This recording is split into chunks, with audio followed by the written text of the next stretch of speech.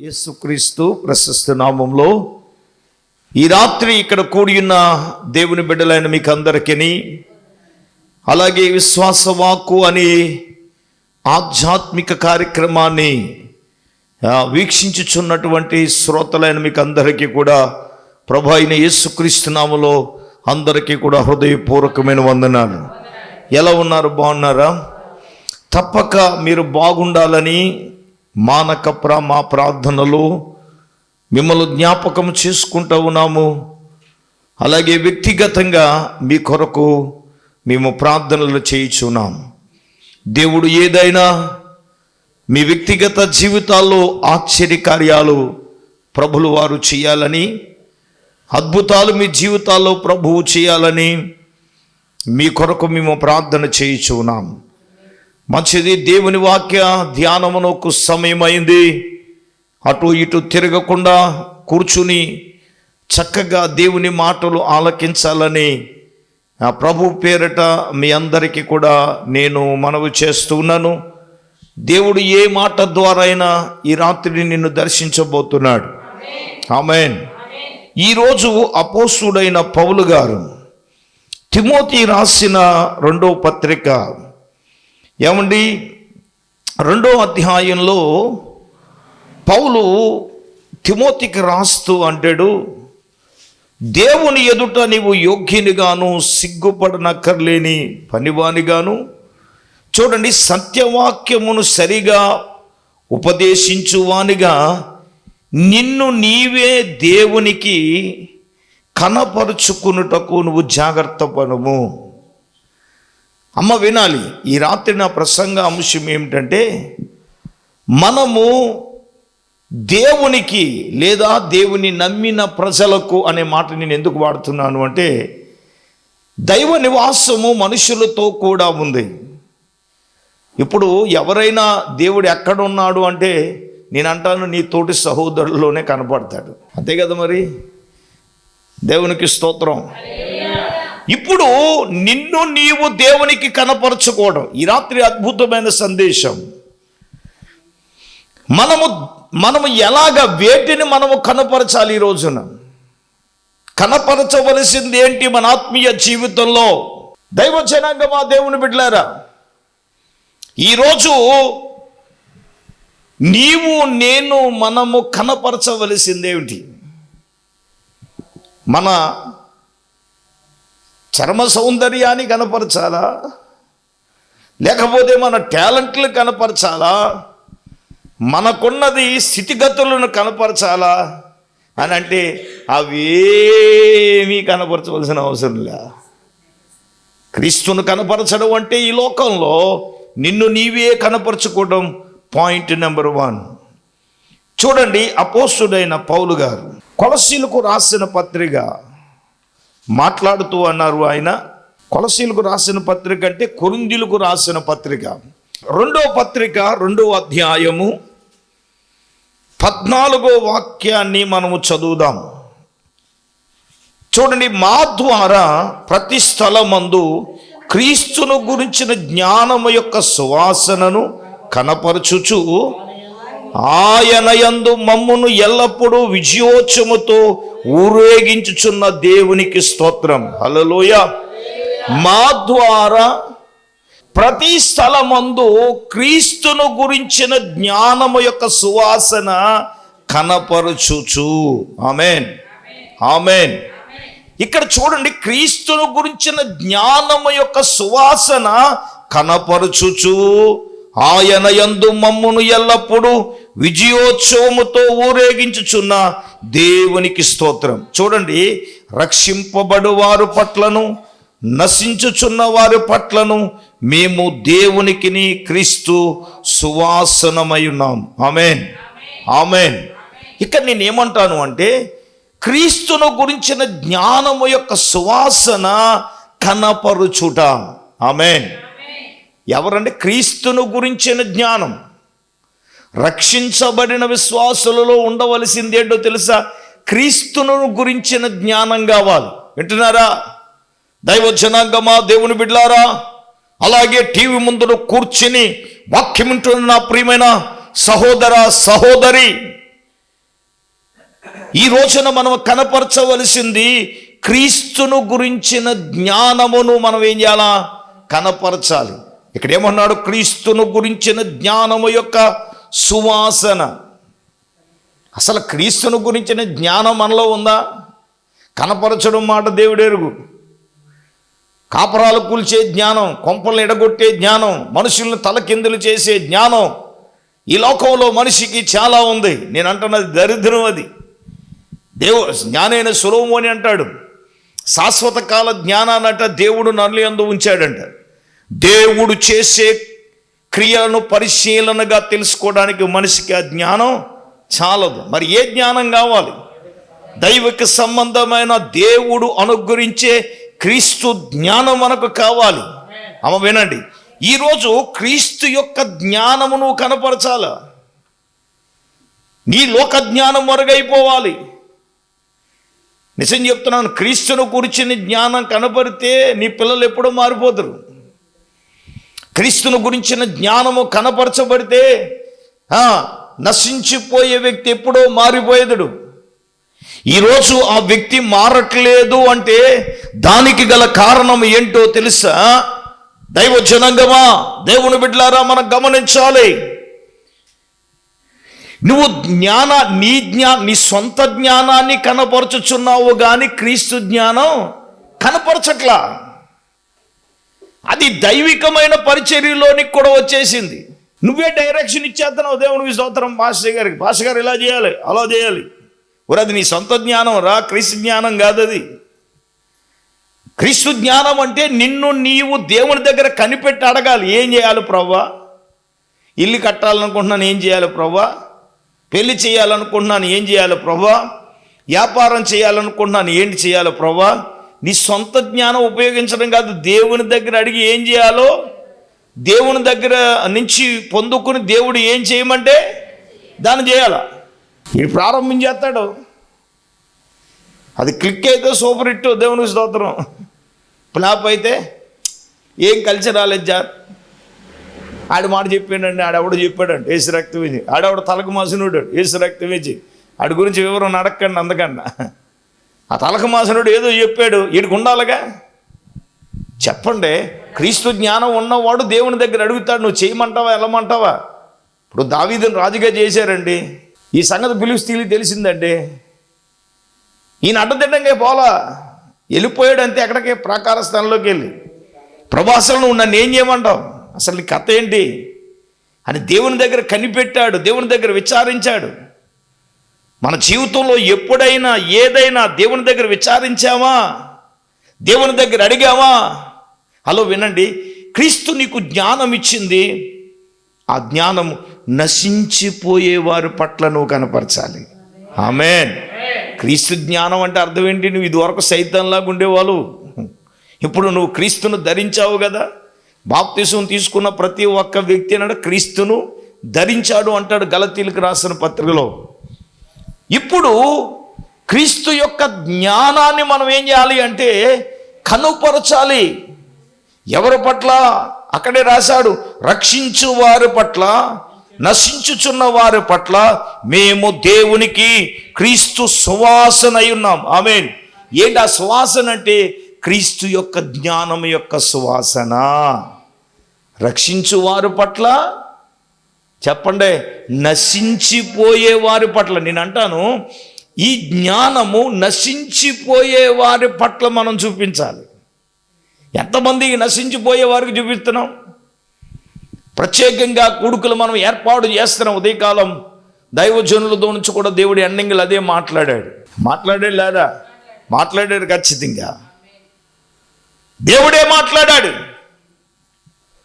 దైవజనాంగమా, దేవుని బిడ్డలారా, పరిశుద్ధాత్మ దేవుడు మాట్లాడుతూ ఉన్నాడు. ఈ ప్రత్యేకంగా నశించిపోయే వారి పట్ల, రక్షించే వారి పట్ల ఈ జ్ఞానం అనే సువాసన ఏం చేయాలి? నశించిపోయే వారికి నువ్వు క్రీస్తును కనపరచడం అంటే, క్రీస్తు జ్ఞానం కనపరచడం అంటే క్రీస్తుని ఇతరులకు కనపరచాలి. నువ్వు కనపడకూడదు కదా. నీ మాటల్లో కానీ, నీ క్రియలలో కానీ, నీ చేతలలో కానీ, నీవు చేసే ఏ పనిలోనైనా సరే నీ జ్ఞానం కనపడకూడదు నాన్న, క్రీస్తు జ్ఞానమునే నువ్వు కనపరచాలి. ఆమేన్. కనపరచాలి. ఈ లోకంలో క్రీస్తు యొక్క జ్ఞానము నీకు నీవే కనపరచాలి. నేను అంటాను, నువ్వు కనపరుస్తున్నావో లేదనేది తండ్రి చూస్తాడు. ఆమేన్. చెప్పండి ఆమేన్. చెప్పండి ఆమేన్. మొట్టమొదటిగా దేవుని బిడ్డలారా చెప్పండి, ఇప్పుడు ఏంటి? క్రీస్తు యొక్క జ్ఞానం మనం ఏం చేయాలి? కనపరచాలి. కనపరుచుచున్నామా లేదా అనేది మనలను మనము పరిశీలన చేసుకోవాలి. రెండో విషయానికి వద్దాం. రెండో విషయానికి వస్తే చూడండి, యాకోబు రాసిన పత్రిక 2వ అధ్యాయము 17-18 వచనాలు చదువుదాం. అలాగైతే విశ్వాసము క్రియల లేనిదై అది ఒంటిగా ఉంటే మృతమైపోతుంది కదా. అయితే ఒకడు నాకు క్రియలున్నవి అన్నాడు. చూడండి, క్రియలు లేకుండా నీ విశ్వాసము నాకు కనపరచుము, నేనును నా క్రియల చేత నా విశ్వాసమును నీకు కనపరుతునని చెప్పును. ఆమేన్. చెప్పండి ఆమేన్. నేనేమంటానంటే, క్రియల చేత నీ విశ్వాసాన్ని నీవు కనపరచాలి. ఒకడికి విశ్వాసం ఉంది, ఇంకొకడికి క్రియలు ఉంటాయి. ఇప్పుడు క్రియలు లేకుండా విశ్వాసము కనపరచగలమంటే, నేను అంటాను క్రియలు లేకుండా విశ్వాసం ఏంటంటే ఇప్పుడు ఫ్యాన్ ఉండి తిరగకుండా లేని దాంతో సమానం. దేవునికి స్తోత్రం. చెప్పండి స్తోత్రం చెప్పండి. ఇప్పుడు శీతాకాలం కాబట్టి అది మనకు పని లేకుండా పోయింది, దేశ రక్తం ఇచ్చి. అవునా కదా? చెప్పండి. ఇప్పుడు ఫ్యాన్ ఉండి పని చేయలేకపోవటం ఎటువంటిదో, విశ్వాసం ఉంటూ క్రియలు లేకుండా ఉంటే మతం కాదు, విశ్వాసం కూడా అంతే. దేవునికి స్తోత్రం. క్రియలు లేకపోతే విశ్వాసం ఉందని చెప్పుకుంటే, నేనేమంటానంటే క్రియలతో కూడిన విశ్వాసము నువ్వు కనపరచాలి. ఆమేన్. ఇది చదువుకున్నంత ఈజీ కాదు నాన్న, చదువుకున్నంత ఈజీ కాదు. క్రియలతో కూడిన విశ్వాసమును నువ్వు కనపరచాలి. ఈ విశ్వాసం ఉందా నన్ను, క్రియలు ఉన్నాయా? నేనంటాను, ఇదే అధ్యాయంలో క్రియలతో కూడిన విశ్వాసమును కనపరిచిన వ్యక్తి ఎవరో తెలుసండి? అబ్రహాము. నాన్న 21వ వచనం చదవండి. మన పితరుడైన అబ్రహాము తన కుమారుడైన ఇస్సాకును బలిపీఠము మీద అర్పించినప్పుడు అతడు క్రియల వలన నీతిమంతుడు తీర్పు పొందలేదా? 22వ వచనం. విశ్వాసం అతను క్రియలతో కూడి కార్యసిద్ధి కలగజేసిననియు క్రియల మూలముగా అతని విశ్వాసము పరిపూర్ణమైనదని మనము గ్రహించుచున్నాము కదా. అబ్రహామును గురించి దేవుడు మాట్లాడుతూ ఉన్నాడు. దైవ జనాంగమా, దేవుడు అబ్రహామును అన్నాడు, పిలిచాడుగా అబ్రహాముని. అబ్రహామును పిలిచేటప్పటికీ అబ్రహాము వయసు ఎంతో తెలుసా? 75 సంవత్సరాలు. దేవుడు సంతానాన్ని ఇస్తానన్నాడు దేవుడు. కానీ 25 సంవత్సరాలు అంటే 100వ సంవత్సరం వచ్చింది, కానీ ఆయనకి సంతానం లేదు. కానీ అబ్రహాము ఏం చేశాడు అనంటే విశ్వాసంతో ఎదురు చూశాడండి. ఆమేన్. సారమ్మ గారు కంగారు పడింది, కానీ అబ్రహాం గారు కంగారు పడలేదు. సరే, అది స్టోరీ వేరనుకోండి, అది మనకి ఎందుకు అవసరం. దేవుడు ఇచ్చాడు సార్ 25 సంవత్సరాల తర్వాత. ఇచ్చి ఒక రోజున సడన్గా దేవుడు ఏమన్నాడంటే, నీకు ఇచ్చిన ఒక్క కొడుకు నువ్వేం చేయాలి, నాకు అప్పగించి అన్నాడు. ఇదేంటి ప్రభా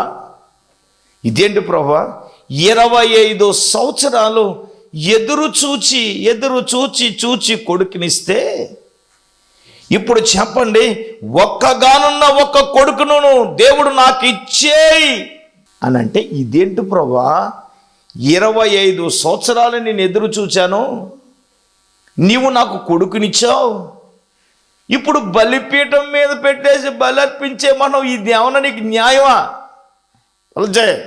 అదే మనమైతే ఏం అడుగుదాం, ప్రభువా 25 సంవత్సరాలు ఎదురు చూచాం, ఇది ఏమన్నా నీకు న్యాయమా నాయన? అవసరం అయితే నన్నైనా తీసుకో ప్రభువా, నా కొడుకునికి ఆ ఆయుష్ పొయ్యని అని అనేవాళ్ళం. విచిత్రం ఏంటంటే అక్కడ నువ్వు ప్రేమించే కొడుకు నాకు ఇమ్మన్నాడు. ఏమన్నాయి? ఆదికాండ గ్రంథం 22వ అధ్యాయం మొదటి 2 వచనాలు చదవండి. దేవుడు అబ్రహామును ఎవడో ఒకరు చదవండి. ఎట్లనగా అబ్రహాము అబ్రహాము అని పిలిచాడట. చిత్తం ప్రభు అన్నాడు. చూడండి, ఒక్కడై ఉన్న నీ కుమారుని అంటే బాగుండేది. అనగా నీవు ప్రేమించే కొడుకు. అదేంటి సార్, నువ్వు ప్రేమించే కొడుకు నాకు ఇచ్చే అన్నాడు. ఆయన ప్రేమించట్లేదా?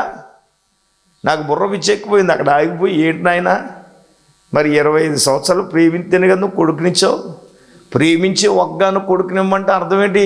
ఇచ్చే వరకు దేవుని ప్రేమించాడు, ఇచ్చిన తర్వాత ఎవరిని ప్రేమిస్తున్నాడు చెప్పండి గట్టిగా. చాలామంది వ్యాపారం ఈయన, వ్యాపారం ఈయన, వ్యాపారం ఈయన అంటే దేవుడు వ్యాపారం ఇస్తాడు. హల్లెలూయా. ఇప్పుడు వీడు దేన్ని ప్రేమిస్తాడంటే దేవుని కంటే వ్యాపారం ఎక్కువైపోయింది. దేశ రక్తం వేచి ప్రభా ప్రభా ప్రభా ప్రభా ప్రభా నేను ఎప్పుడు చెప్తాను కదా, పప్పు గ్రైండర్ హెచ్చ రక్తం వేచే ఎన్నోసార్లు షూటింగ్ అయింది కాబట్టి చెప్పట్లేదు. దేవునికి స్తోత్రం. పెళ్లి చేయి ప్రభా, పెళ్లి చేయి ప్రభా అంటే ఇంక పెళ్లి చేస్తే ఇప్పుడు గుడికొస్తే ఒట్టేసి రక్తం వేచాయి. మళ్ళీ పెళ్ళి అయిపోయిన తర్వాత మరి పిల్లలు కలిగేటట్టు ప్రార్థన చేయండి. దేవునికి స్తోత్రం. వ్యాపారం ఈ ప్రభా, వ్యాపారం ఈ ప్రభా, పని ఈ ప్రభా, పని ఈ ప్రభా అంటే దేవుడు పని ఇచ్చాడు సార్. ఇప్పుడు దేవుని మానేసి దేన్ని ప్రేమిస్తాడంటే ఖాళీ లేదు సార్, అందుకే ఖాళీగా పెట్టేసాడు హెచ్చ రక్తం ఇచ్చేది. హల్లెలూయా. నేను అంటాను, దేవుడికి ఇవ్వవలసిన సమయాన్ని నువ్వు దేవునికి ఇస్తే దేవుడిని నేను ఎందుకు ఖాళీగా పెడతాడు? నా కుమారుడు నా పని చేశాడు కాబట్టి నా కుమారుడికి నేను ఆయన పని నేను ఏమన్నా. ఇప్పుడు ఇచ్చే వరకు ఈయన దేవుని ప్రేమించి ఇచ్చిన తర్వాత కొడుకుని ప్రేమించాడా? అట్లన రాదు. కానీ ప్రభువా నువ్వు అన్నట్లే నేనేం చేస్తానో చేత్తం ప్రభు అన్నాడు. ఇప్పుడు ఏంటో తెలుసా, ఈ రోజున మెసేజ్ యొక్క టైటిల్ ఏంటో తెలుసా?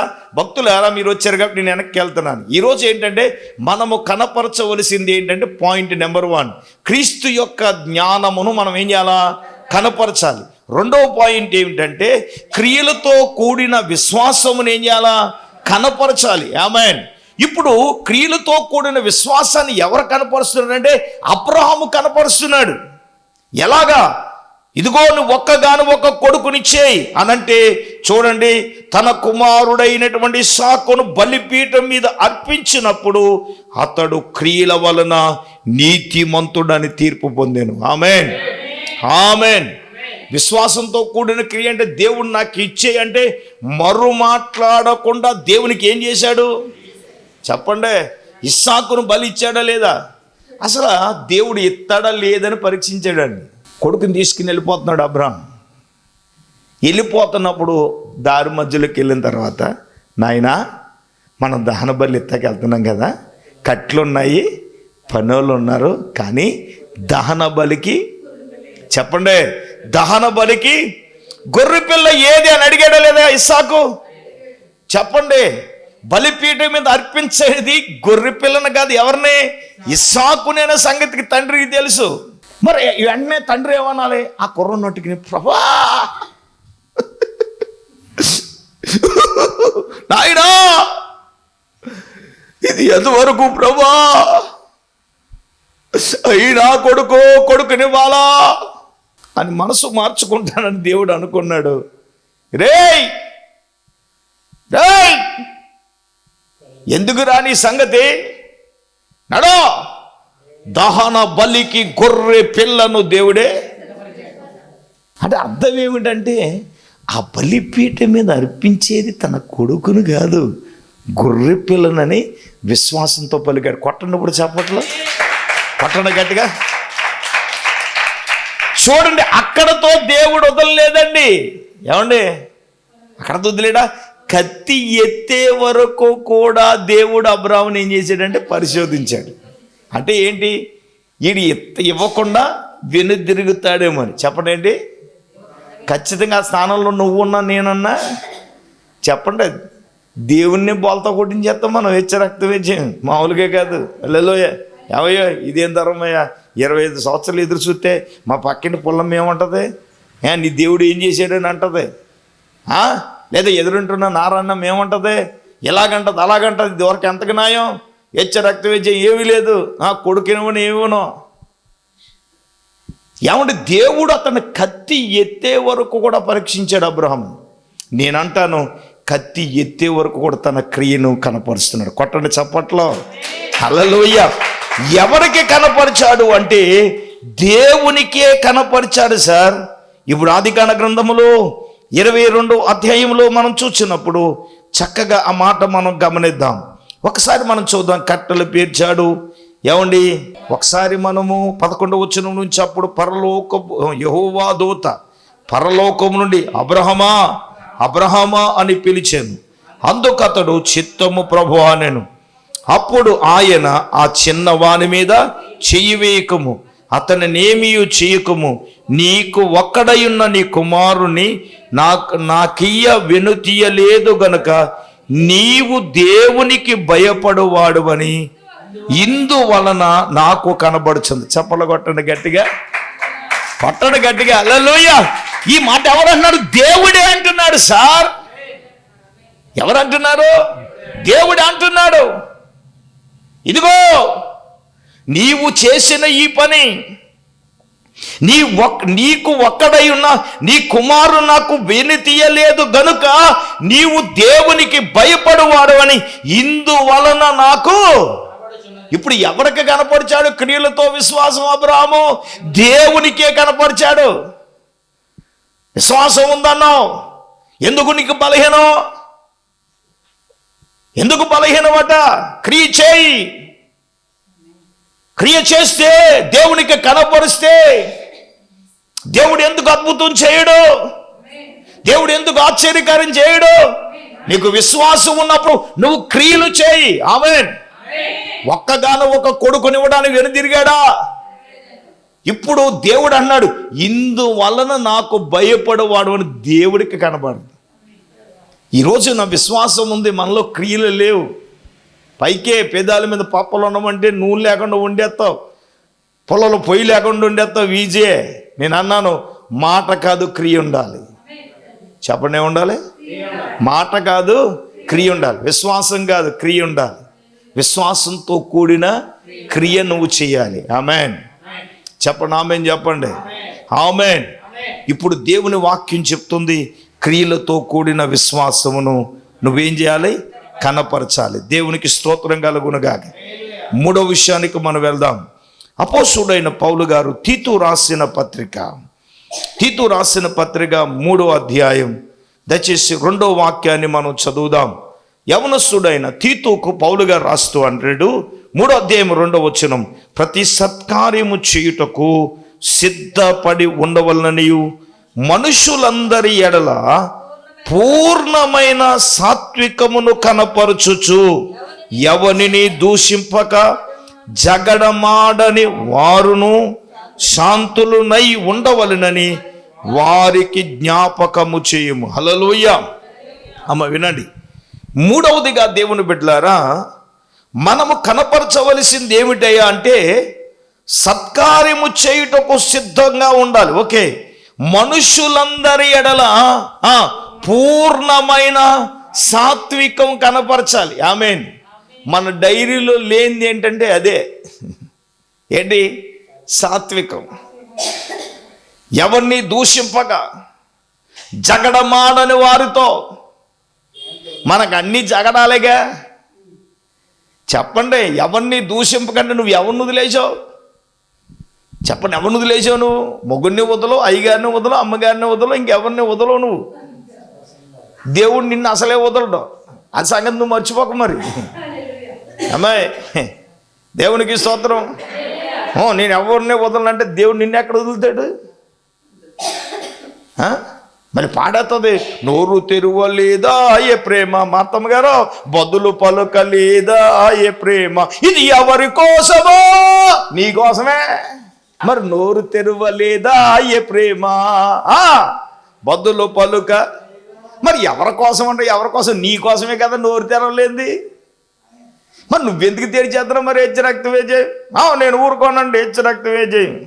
నువ్వు దూషింపకుండా ఉండవు ఏంటే, నీ సాత్వికం ఏంటో కనపడుతుంది. మరి హల్లెలూయా. నేను సహించలేకపోతున్నాను. సాత్వికం అంటే ఏంటి? బైబిల్లో యేసుప్రభు వారు కొండ మీద ప్రసంగంలో ఏమన్నారు? సాత్వికులు ధన్యులు, వారు భూలోకాన్ని స్వతంత్రించుకుంటారన్నారు. దేవునికి స్తోత్రం. చెప్పండి, సాత్వికులు ఏంటంట? అయ్యి బాబు, ఈ మ్యాటర్ తెలియదండి బాబు. భూలోకం అంటే హెచ్చరక్త విజయం. అల్ల భూలోకం వచ్చేయాలి కానీ అబ్బాయిలకి సాత్వికం మాత్రం వద్దు. సాత్వికం కనపరచమన్నాడు దేవుడు. అర్థమవుతుందండి? ఇప్పుడు దేవుడు మోషేను గురించి మాట్లాడతాడు. సంఖ్యాకాండం 12వ అధ్యాయంలో చూస్తే భూమి మీద ఉన్న వారందరిలో మిక్కిలి సాత్వికుడు ఎవరో? మోషే సాత్వికుడా? ఇప్పుడు ఈ మాట ఎవరు అన్నారు నాన్న? దేవుడు అన్నాడు. ఎవరన్నారమ్మా? దేవుడు అంటున్నాడు, భూమి మీద అతను వంటి సాత్వికుడు మరొకడు లేడు. స్తోత్రం చెప్పండి. హల్లెలూయా. భూమి మీద అతను వంటి సాత్వికుడు మరొకడు లేడు అని దేవుడు ఎవరి గురించి మాట్లాడుతున్నాడంటే మోషేను గురించి మాట్లాడుతున్నాడు. ఇప్పుడు మోషే గారు సాత్వికను ఎవరు కనపరిచాడంటే దేవునికి కనపరిచాడు. కారణం ఏంటంటే కూసు దేశస్థ స్త్రీని పెళ్లి చేసుకోమని మోషే గారికి చెప్పాడు దేవుడు. చెప్పాడా లేదా? చెప్పాడు. 12వ అధ్యాయంలో మోషే గారు ఏం చేశాడు? దేవుని చెప్పిన మాటను బట్టి ఏం చేయాలా? చెయ్యాలి. ఇప్పుడు నాన్న సాత్వికం అంటే దేవుడు ఏం చెప్తే అది చేయాలండి. అవునా కదా? చెప్పండి అమ్మా. అంతే కదండి. దేవుడు నువ్వు ఇది చెయ్యన్నాడు అనుకో, చెయ్యాలా వద్దా? చేయాలి. మరి దేవుడు చెయ్యమన్నది చేయాలి. మనకు నష్టమే కలగవచ్చు మన జీవితంలో. ఇప్పుడు దేవుడు చెప్పింది మనం చేసేటప్పుడు నష్టాన్ని మన జీవితంలో చూడొచ్చు, మన పనిలో మనం చూడొచ్చు, మన కుటుంబంలో మనం చూడొచ్చు, మన వ్యక్తిగత జీవితంలో మనం చూడొచ్చు, మన వ్యక్తి ఇబ్బందులు, మన జీవితాల్లో ఎన్నో ఇబ్బందుల్లో మనం చూడొచ్చు. దైవ జనాంగమా, దేవుని బిడ్డలారా, ఈ రాత్రి ప్రభువు తన సేవకుని ద్వారా నీతో నాతో మనందరితో కూడా ప్రభువు మాట్లాడే మాట ఏంటో తెలుసా? మోషే దేవుడు ఏం చెప్పితే అది చేశాడు కాబట్టి తన సాత్వికాన్ని చూపించాడు కదా. ఆ మాట ఎవరికి చెప్తున్నాడో తెలుసా? అహరోను మిరియామును, రే వచ్చేయండి ప్రత్యక్ష గుడారం దగ్గరికి అంటే వీళ్ళు ఏమనుకున్నారో తెలుసా? రే మనం ఆలోచించింది కరెక్టే. ఎప్పుడు పిలిచినా దేవుడు ఎవరిని పిలిచేవాడు? మోషే గారిని పిలిచేవాడు కదా. మోషే గారిని పిలవగానే ఈ ఎప్పుడైతే ఈ అహరోను గారు ఎప్పుడైతే ఈ మిరియాము గారిని పిలిచారో ఇంక ఇలా ఐసు పంబైపోరేసి రక్తం చేయి. ఇంక ఈ ఆళ్ళ నుంచి దేవుడు మోషే గారితో మాట్లాడో. ఎవరితో మాట్లాడతాడో? మాతోనే మాట్లాడతారని ఆహా ఓహో అని ఆనంద పలికలతో పాపం ప్రత్యక్ష గుడారం దగ్గరికి వచ్చేసారు వీళ్ళిద్దరూ. వచ్చేస్తే దేవుడు మొదలెట్టాడు అక్కడ. ఏమని చెప్పండి? ఎవరు మొదలెట్టాడు అంటే మొదలెట్టాడు దేవుడు. దేవునికి స్తోత్రం. ఎవడైనా మాట్లాడమంటే మాట్లాడి నా సేవకుడైన మోషే అట్టివాడు కాదు, నా ఇల్లంతట్లో నమ్మకమైన వాడని అతని సాత్వికాన్ని గురించి, అతని నమ్మకత్వాన్ని గురించి దేవుడే సార్ ఎవరికండి? అహరోనుకు మిరియాముకు చెప్తున్నాడు. కొట్టండి చప్పట్లో. హల్లెలూయా. నిజమే దేవుని బిడ్డలారా. ఇప్పుడు పౌలు చెప్పిన మాట ఏంటంటే, తీతు నీవు మనుషులందరి ఎడల సంపూర్ణమైన సాత్వికం నువ్వేం చేయాలా? కనపరచాలి. ఎవరిని దూషింపగా జగనమాడు వారితో శాంతము. అయ్యో బాబోయ్, శాంతమూర్తులు. శాంతం ఉందా మనకి? చెప్పండి. మొగుడు ఒక మాట అంటేనే సెలరైపోతావు, కోడి పుంజలో లేచిపోతావు. దేవునికి స్తోత్రం. నీ శాంతం ఎక్కడ ఏడిసింది? శాంతం నీ కళ్ళల్లో కనపడాలి, శాంతం నీ నోరులో కనపడాలి, శాంతం నీ చేతులతో కనపడాలి నానా. అంతేగాని దూషించకూడదు. జగడమాడుతో వారు ఒకసారి నువ్వు జ్ఞాపకం చేసుకో. ఆత్మ ఫలాల్లో ఒకటేంటి? సాత్వికం ఉందిగా. చెప్పండి. ఆత్మ ఫలాల్లో ఏంటి? సాత్వికం ఉందా లేదా? ఉంది. ఆ సాత్వికాన్ని మనం ధరించాలి. క్రీస్తులో మనం ధరించినప్పుడే ఈ రోజున దైవ జనాంగం, మా దేవుని బిడ్డలారా, పరిశుద్ధాత్మ దేవుడి నీతో నాతో మనందరితో కూడా మాట్లాడుతూ ఉన్నాడు. ఆమేన్. మూడో విషయానికి వద్దాం. నాలుగో విషయానికి వద్దాం. నాలుగవదిగా దేవుని బిడ్డలారా, తీతు రాసిన పత్రిక 2వ అధ్యాయం 10వ వాక్యాన్ని దయచేసి మనము చదువుదాం. తన యజమానులకు ఎదురు మాట చెప్పక, ఏమియు అపహరింపక, సంపూర్ణమైన మంచి నమ్మకమును కనపరచుచు అన్ని కార్యముల యందు వారిని సంతోషపెట్టుచు వారికి లోబడి ఉండవలెనని వారిని హెచ్చరించెను. ఆమెన్. చెప్పండి ఆమెన్. యజమానులకి ఏం చెప్పకూడదు? చెప్పండి. సంఘానికి యజమానుడు ఎవరంటే సేవకుడు. మీకు కుటుంబానికి యజమానుడు ఎవరు? వీళ్ళు దేవుడు బహుగా దీవించి నువ్వు ఎందుకు చెప్పావు అసలు? వీళ్ళు నోటంపడే చెప్పించాలి కదా.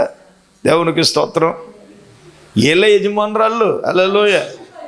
నువ్వు రాంగ్ చెప్పు, అంతకాలం మౌనం వహించారు. దేవునికి స్తోత్రం. చెప్పండి గట్టిగా హల్లెలూయా. చేతులెత్తి స్తోత్రం చెప్పండి. మగోడు యజమానుడుగా ఉంటే కుటుంబాలన్నీ సవ్యంగా ఉంటాయి. ఆడది యజమాను రాగల ఉండండి అడ్డదిడ్డంగానే ఉంటే యజ్జరక్తం వేజి. సరే, నీ యజమానుడుకు నువ్వు ఏం చెప్పకూడదంటే ఎదురు చెప్పక. రెండవది ఏంటంటే ఏమియు అపహరింపకండి, అంటే దొంగిలించక. అంటే అర్థం ఏంటి? అపహరించడానికి ఏముంది? అయితే ఇక్కడ నా మాట ఏంటంటే, ఆయన చెప్పిన మాట ఏంటంటే సంపూర్ణమైన మంచి నమ్మకమును నువ్వు కనపరచాలి. చాలా కోటి రూపాయల మాట ఇది. అమ్మా, ఏం కనపరచాలరా? నమ్మకాన్ని మనం కనపరచాలి. నీ నమ్మకాన్ని నీ యజమానులకు నువ్వు కనపరచాలి. మన యజమానుడు ఎవరంటే యేసయ్యే. మీ యజమానుడు ఎవరంటే మీ భర్తే. నీ నమ్మకత్వాన్ని నువ్వు కనపరచవలసింది ఏంటి? నమ్మకత్వం. ఏది నమ్మకత్వం? మాటల్లో ఉందా నమ్మకత్వం? క్రియలలో ఉందా నమ్మకత్వం? నీకు అప్పగించబడిన పరిచర్యలో ఉందా నమ్మకత్వం? బాధ్యతలో, నీకు అప్పగించబడిన బాధ్యతలో నమ్మకత్వం ఉందా? నీకు ఇచ్చిన అభిషేకము పట్ల నువ్వు నమ్మకత్వంగా ఉన్నావా? చెప్పండి. నా దేవుడు మోషేను గురించి నా ఇల్లంతటిలో నమ్మకమైన వాడు అంటున్నాడు. నీ గురించి నా గురించి అనగలడా? మన నమ్మకత్వాన్ని కనపరుస్తున్నామా? ఏది నమ్మకత్వం? లేదు. మాటల్లో లేదు, క్రియలలో లేదు, చేతల్లో లేదు, పరిచర్యలో లేదు, నీకు అప్పగించబడిన బాధ్యతలో ఏమీ లేదండి. నమ్మకత్వం లేదుగా. ఇప్పుడు దేవుడు కనపరచవలసింది ఏంటంటే నీ మంచి నమ్మకాన్ని నువ్వేం చేయాలి? నేనంటాను దేవునికి కనపరచాలి. ఆమేన్. మనుషులు చూస్తున్నా చూడకపోయినా నీ నమ్మకత్వాన్ని నా ప్రభువు చూస్తున్నాడు. ఆమేన్. నేను చెప్పగలను గుండె మీద చేసి, ఈరోజు నా నమ్మకత్వాన్ని దేవుడు చూస్తున్నాడు. ఇప్పుడు నమ్మకమైన వానికి దీవెనలు మెండుగా కలుగునన్నారు కదా. చెప్పండి. మనకి దీవెనలే కావాలి కానీ నమ్మకత్వం, దీవెనలేమో నీకు కావాలి, నమ్మకత్వం ఆయనకు కావాలి. స్తోత్రం చెప్పండి. అంతే కదండి. దీవెనలేమో ఎవరికి కావాలి? మనకు కావాలి. ఆయనకి ఏం కావాలి? మన ఆయనకి ఇచ్చేస్తే నీకు ఇచ్చేది ఆయన ఇస్తాడు. ఏంటది? నమ్మకత్వం. చెప్పండి. దీవెనలు కావాలంటే అయ్యి బాబు ఎందుకు వద్దండి? నేనంటాను దీవెనలు ఎస్ ఆయన ఇచ్చేస్తాడు. కానీ నీ నమ్మకత్వాన్ని చూడాలిగా, కనపరచాలిగా.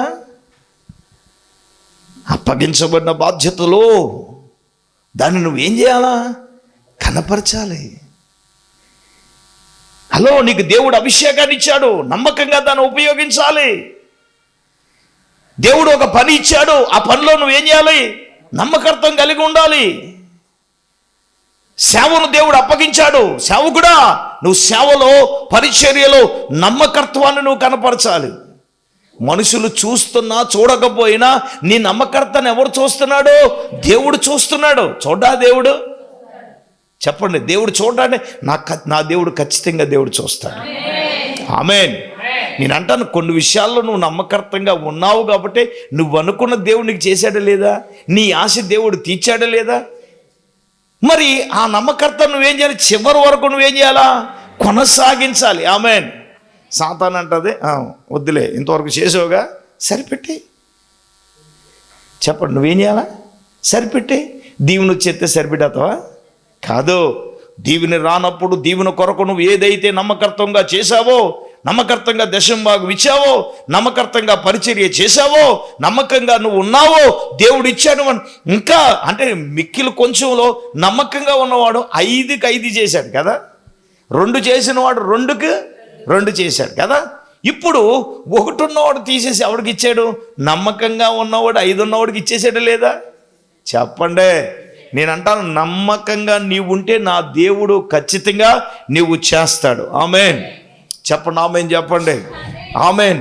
ఇప్పుడు మనము కనపరచవలసింది ఏంటంటే మంచి పూర్ణమైన మంచి నమ్మకమును కనపరచుచు అన్ని కార్యములయందు వారిని సంతోషపెట్టుము. అంటే ఎవరిని సంతోషపెట్టాలి? మొట్టమొదటిగా ప్రభుని సంతోషపెట్టాలి. రెండవదిగా నీ యజమాను నువ్వు ఏం చేయాలి? సంతోష పెట్టవలసిన బాధ్యత, రెస్పాన్సిబిలిటీ, బాధ్యత మన మీద ఉంది. నీ యజమానుడికి నువ్వు సంతోషపెట్టాలి. నీకు యజమానుడు ఎవరంటే యేసయ్యే. యజమానుడు ఎవరంటే నీ భర్తే.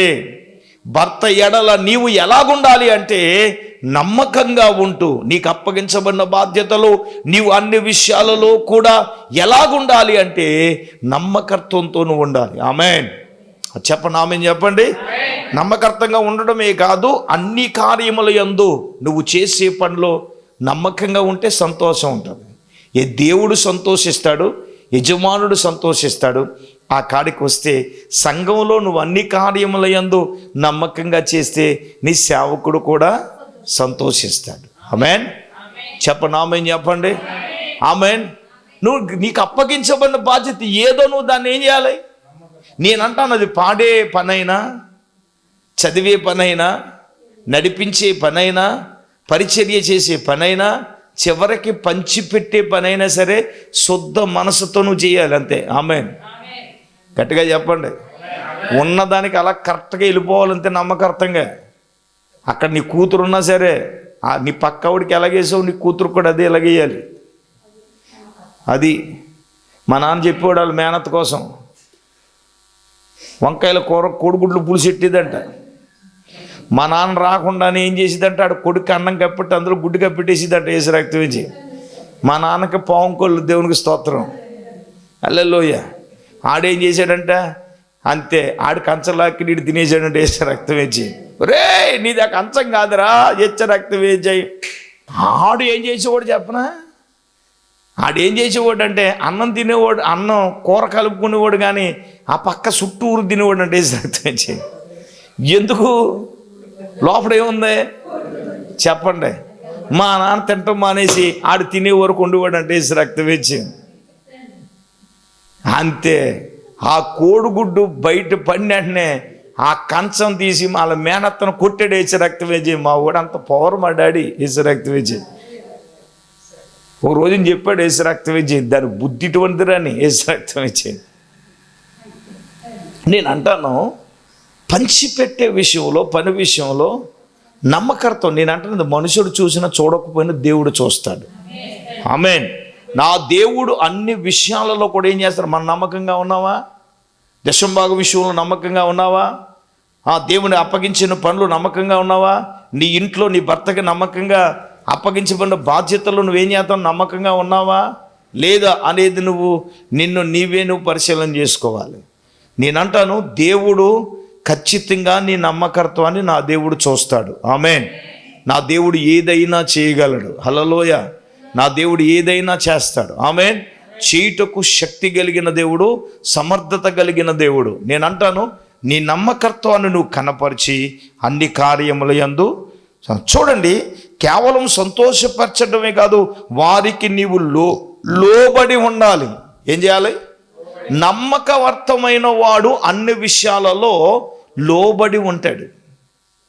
ఏం చేస్తాడండి? లోబడి ఉంటాడు. నువ్వు లోబడుతున్నావా? లోబడి జీవిస్తున్నావా? లోబడి బ్రతుకుతున్నావా? లోబడి ఉండడానికి నువ్వు ఇష్టపడుతున్నావా? లోబడి ఉండడానికి నిన్ను నీవే దేవునికి అప్పగించుకోవాలి. ఆమేన్ చెప్పండి. నేను అంటాను, ఈరోజు లోబడకే వచ్చింది కదా.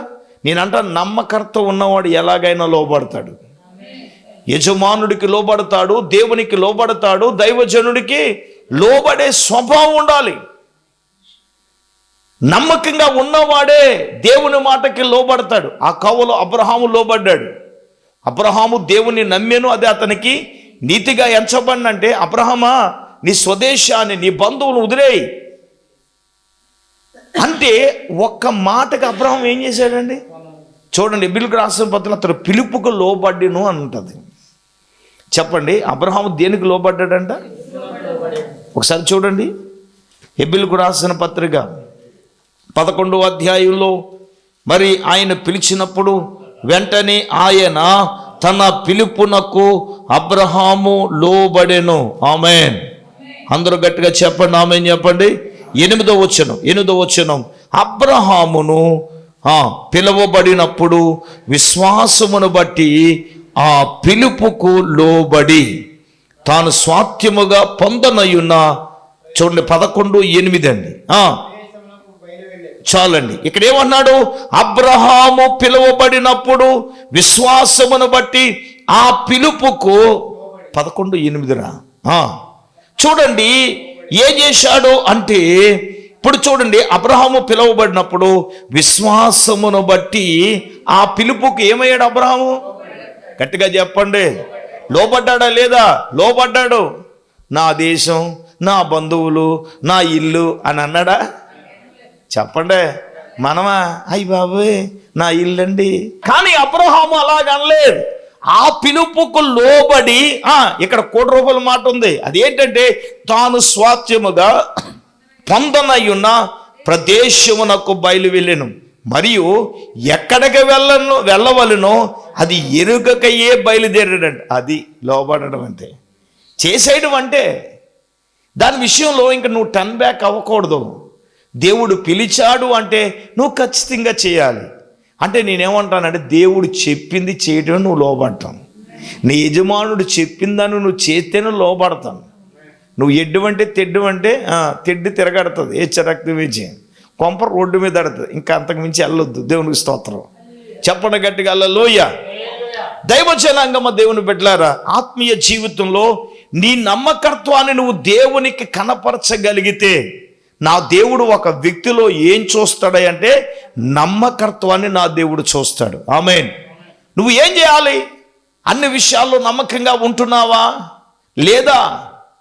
కేవలం అబ్రహామే కాదు, మన దైనందిన జీవితంలో నీవు, నేను, మనము అన్ని విషయాలలో కూడా నమ్మకంగా ఉండాలి.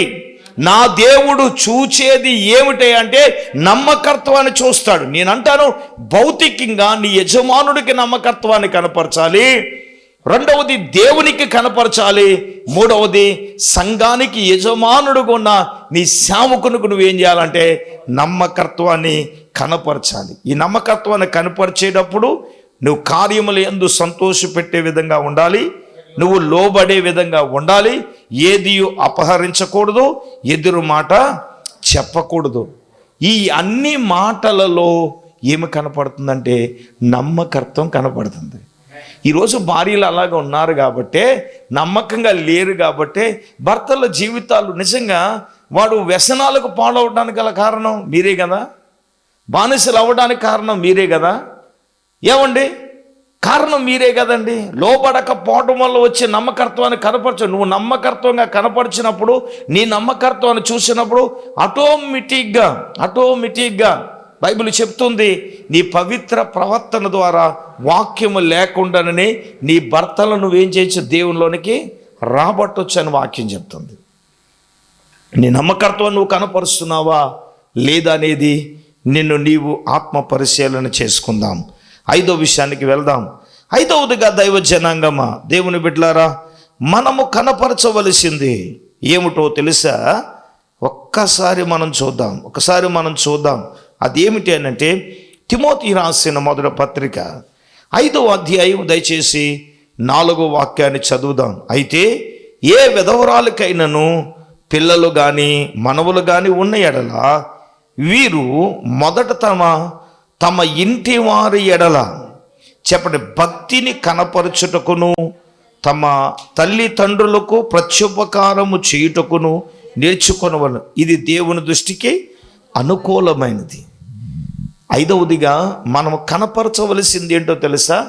భక్తిని కనపరచాలి. అందరూ చెప్పండి, ఏం కనపరచాలి? భక్తిని మనం కనపరచాలి.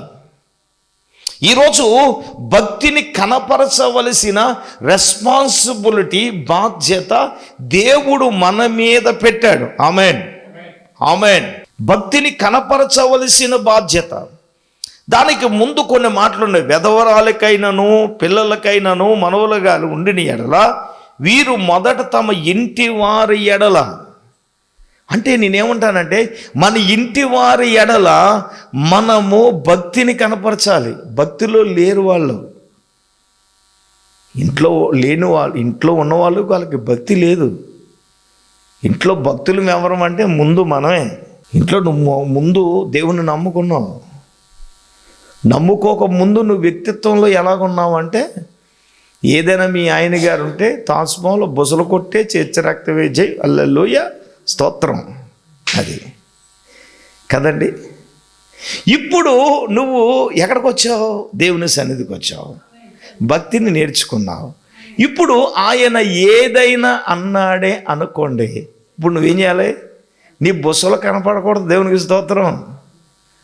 నువ్వు ఎన్ని తిట్టినా నువ్వు ఎలా ఉండాలా చెప్పండి? నోరు తెరవలేదా? ఇప్పుడు పాడాలి మీరు హల్లెలూయా. నోరు తెరవలేదా ఏ ప్రేమ? చెప్పండి, ఏసే ప్రేమ ఏంటి? నోరు తెరిచిందా? బదులు పలకలేదా ఏ ప్రేమ? ఆయన ఎన్నన్నా నువ్వు నోరు తెరవలేదనుకో, బదులు పలకలేదనుకో, ఏంటి మా ఆవిడి ఒకప్పుడు ఇలాగుండేది ఇప్పుడు ఇలాగైపోయింది ఏంటని నీ భక్తిని కనుక నువ్వు కనపరచవనుకో, ఇంకా ఆడికి ఏడ్చే రక్తవేజయం. ఒక సేవకుడు చెప్పగా నేను విన్నాను, అలా ఉన్నానంటే, ఏయ్ నువ్వు గుడికి వెళ్ళావంటే నేను చంపేస్తాను అన్నాడంటే ఏడ్చే రక్తవేజయం. ఆయన అలాగే వెళ్ళగానే ఈవిడేం చేసిందో తెలుసా? గుడికి వెళ్ళిపోయింది. వెళ్ళిపోయింది కానీ ఆయన అన్నాడంట ఒక రోజున ఈవిడ తలుపులు వేసుకుని ఏడుస్తూ కన్నీళ్ళు కారుతూ ప్రార్థన చేసిందంట. ఏమనో తెలుసా? తండ్రి, నా భార్య నా భర్త తెలియక ఇది చేస్తున్నాడు ప్రభా, నువ్వు క్షమించు ప్రభా అని ఏం చేస్తుంది? క్షమించని ప్రార్థన చేస్తుంది.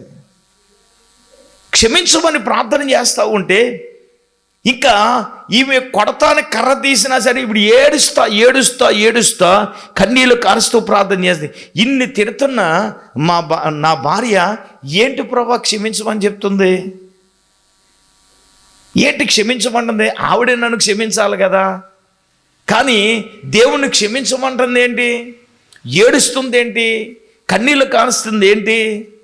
ఒకప్పుడు అలాగ ఉండేది కాదే, ఇప్పుడేంటి అని అంటే, కొడుతున్నా సరే ఏడుతూ కన్నీళ్ళు కారితే ప్రభుని స్తుతిస్తూ ఉంటే ఇంకా అది ఏం చేయాలో కొట్టాలనుకున్నవాడు కూడా మనసు మారిపోయి కర్ర పాడేసేసి రక్తవే జై సరెండర్ అయిపోయాడు అంతే. దేవునికి స్తోత్రం.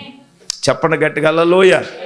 నీ కన్నీటిని నువ్వు కనపరిస్తే, నీ భక్తిని నువ్వు కనపరిస్తే ఇంటి వారి అలా, అందుకే ఇంటికి గెలిచి నచ్చగలన్నారు. నేను అంటాను నీ భక్తి, అందుకే అంటాను ఆయన పెద్ద క్రీస్తు, మనం చిన్న క్రీస్తులు. సమాజానికి మనం క్రీస్తును చూపించడం అంటే మన క్రియల ద్వారా, మన చేతల ద్వారా, భక్తి ద్వారా మనం చూపించవలసిన బాధ్యత మన మీద ఉంది. Amen, amen, amen. చూడండి, యాకోబు రాసిన పత్రికలో ఏమన్నారు? 1వ అధ్యాయము చివరి వచనం మనం చూస్తే ఏమన్నారు? దేవుని ఎదుట నిష్కలంకమైన భక్తి ఏంటండి? చూడండి, తండ్రి అయిన దేవుని ఎదుట పవిత్రమైన నిష్కలంకమైన భక్తి ఏదనగా దిక్కిలేని పిల్లలను వెధవరాండ్లను వారి ఇబ్బందులలో పరామర్శించుటయు, ఇహలోక మాలిన్యము తనంటకుండా తన్ను తాను కాపాడుకున్నటే. ఆమెన్. చూడండి, పవిత్రమైన నిష్కలంకమైన భక్తి ఏంటంటే దిక్కిలేని పిల్లలను వెధవరాండ్లను ఇబ్బందులలో ఏం చేయాలి? పరామర్శించాలి. దిక్కులేని పిల్లల్ని ఏం చేయాలి? మనం ఆదరించాలి. వస్త్రాలు లేని వాడికి మనం ఏమివ్వాలి? వస్త్రం ఇవ్వాలి. వెధవరాళ్ళను మనం ఏం చేయాలి? ఆదరించాలి. భక్తి అంటే మన బట్టలు మనమే కట్టేసుకునేమా, మన సేమియా మనం సాగేసుకుని రేపు వస్తుందిగా హ్యాపీ క్రిస్మస్, హ్యాపీ క్రిస్మస్. నీ సేమియా నువ్వే తినేసి నీ బట్టలు నువ్వే కట్టేసుకున్నది హ్యాపీ క్రిస్మసా? అది భక్తి. అది ఇంకెంచేపు ఎదరుడు ఎత్తాడా, పాస్టర్ గారు ఎత్తాడా, లేకపోతే ఎవడెత్తాడో, ఇంక ఏ పేదలు వేసి రక్త నీ పేదలు తగలయ్యా. హెచ్చ రక్తం వేసి ఎప్పుడు బాగుపడతారు మీరు? నాకు అర్థం కావట్లేదు. ఆమేన్ చెప్పండి. ఆమేన్. గట్టిగా చెప్పండి. భక్తి అంటే ఏంటబ్బా? ఎదరోడు ఇచ్చింది లాగేసుకోవటం కాదు, నువ్వు కూడా ఇవ్వాలి. అదే భక్తి. ఇచ్చేవి ఎదరోడు ఏమి ఇస్తాడు, యాడ్ చేస్తాడు కదా. మనం కూడా కష్టంలో ఉన్నవాడికి, బాధలో ఉన్నవాడికి, వస్త్రహీనుడికి ఏమి ఇవ్వాలా చెప్పండి? దిక్కులేనుడు అంటే ఆడే కదా. ఒకసారి పిల్లలు నాటకం వేశారు, ప్రభు వచ్చి వేళ అయినని. ఓ భక్తురాలు ప్రార్థన చేసిందంట. ప్రార్థన చేస్తే దేవుడు మీ ఇంటికి వస్తానన్నాడటండి.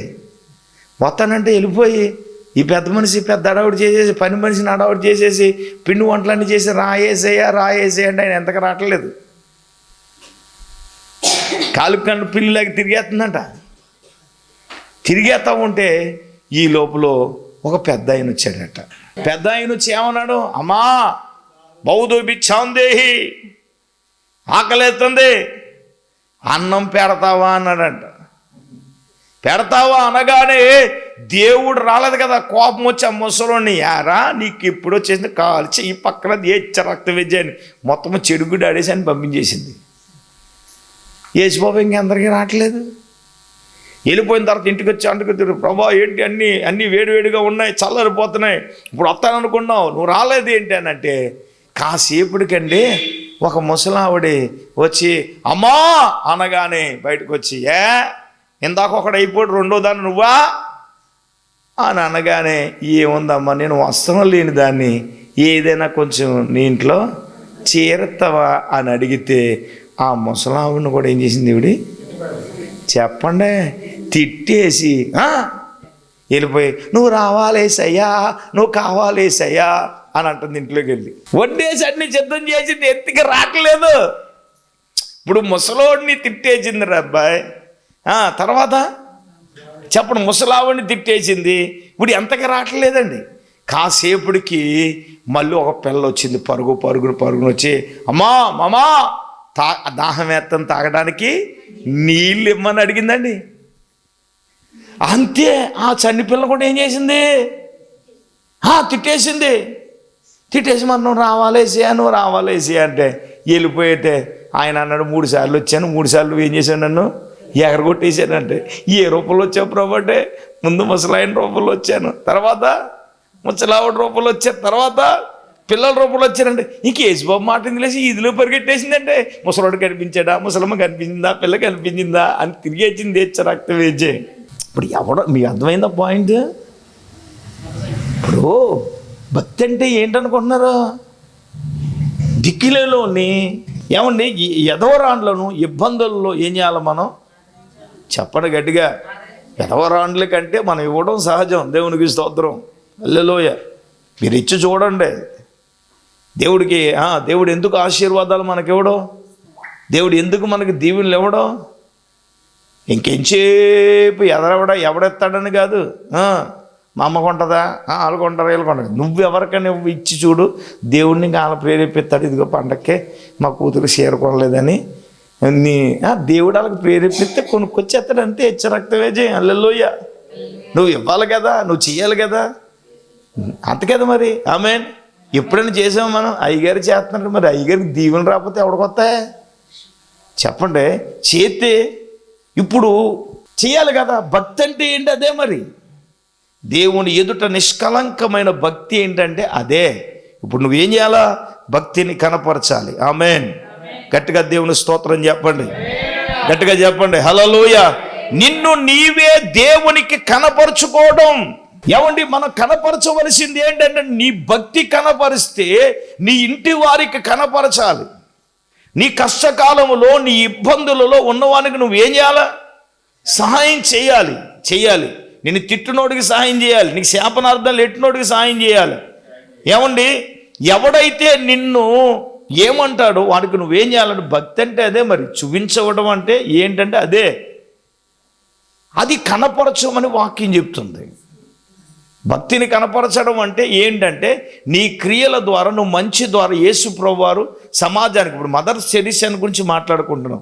మదర్ తెరీసా చేసిన సేవ ఏంటో తెలుసా? చెప్పండి. కుష్ఠరోగులకి మనం చేయగలమా అండి? అది ఆవిడ ఎన్నో నిందలు, ఎన్నో పరిస్థితులు తమ జీవితంలో ఆమె ఛాలెంజ్ చేసింది. నేనంటాను, ఎన్ని ఛాలెంజ్లు చేసినా, ఏం చేసినా తన భక్తిని ఈ రోజున ఆమె కనపరిచింది. ఒక చిన్న ప్రార్థన చేసుకుందాం. అందరూ తలలు వంచండి, కళ్ళు మూసుకోనండి. ఈరోజు దేవుడు తన వాక్యం ద్వారా మాట్లాడాడు. ప్రార్థన చేసుకుందాం.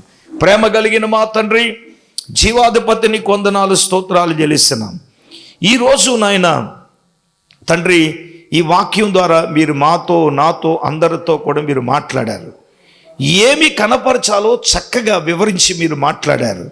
ఇక్కడ కూడిన బిడ్డలతో, టీవీ ముందు కూర్చున్న వాక్యం బిడ్డలతో కూడా మీరు మాట్లాడారు. విత్తబడిన మాటలు ప్రతి ఒక్క బిడ్డ హృదయంలో ఈ మాటలన్నీ నీరు కట్టి ఫలింపు చేయండి. మీరే బలపరచండి. ఎవరైతే టీవీ ముందు కూర్చుని వాక్యం వింటున్నారో వారి సమస్యల నుంచి, బాధల నుంచి, ఇబ్బందుల నుంచి, ఇరుకుల నుంచి పరిపూర్ణమైన విడుదల దయచేయండి. ప్రతి ఒక్క బిడ్డను కూడా బలపరచమని తండ్రి, ఈరోజు వాక్యం ద్వారా మాట్లాడినట్లుగా మేము జ్ఞానమును కనపరిచి, క్రియలతో కూడిన విశ్వాసమును కనపరిచి, సాత్వికమును కనపరిచి, అయా నమ్మకత్వాన్ని కనపరిచి, భక్తిని కనపరిచి తండ్రి, దైనందిన జీవితంలో ప్రతి ఒక్క బిడ్డ దీవించబడినట్లుగా, ఆశీర్వదించబడినట్లుగా ప్రతి ఒక్క బిడ్డను ఆత్మీయంగా కట్టండి. కృపచూపమని యేసు నామములో ప్రార్థన చేసి అడిగి వేడుకొనుచున్నాము తండ్రి. ఆమేన్. తండ్రి, కుమార, పరిశుద్ధాత్మ త్రియేక దేవుల్లో వాక్యం వింటున్న సదాకాలం తోడైనను గాక. ఆమేన్, ఆమేన్, ఆమేన్, ఆమేన్.